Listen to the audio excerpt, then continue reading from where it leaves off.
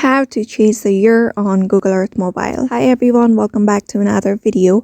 In this video, we're going to learn how we can change the year on Google Earth Mobile. So without any delay, let's begin with the video. But before beginning, I want you to make sure to hit that like, share, and subscribe icon.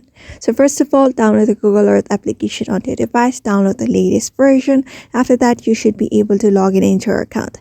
After logging in, you should be able to see this kind of interface on the screen. So what you're going to do is tap on this square box at the top right. You can see these two square box.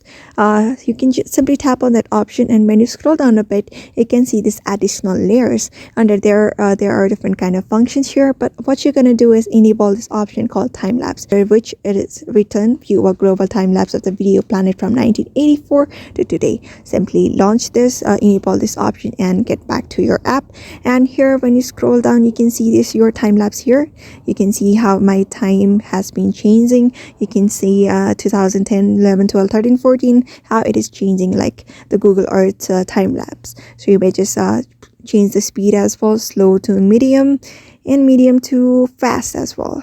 You may just change it, and you can see how fast the time lapse is changing on the Google Earth. So you may just use this app in order to see your time lapse on your Google Earth and change the year on your Google Earth. So therefore, just follow this step and you should be able to do it. If you pause, you can pause that year's time lapse very easily. So therefore, I hope this video was helpful to you, and thank you for watching this video.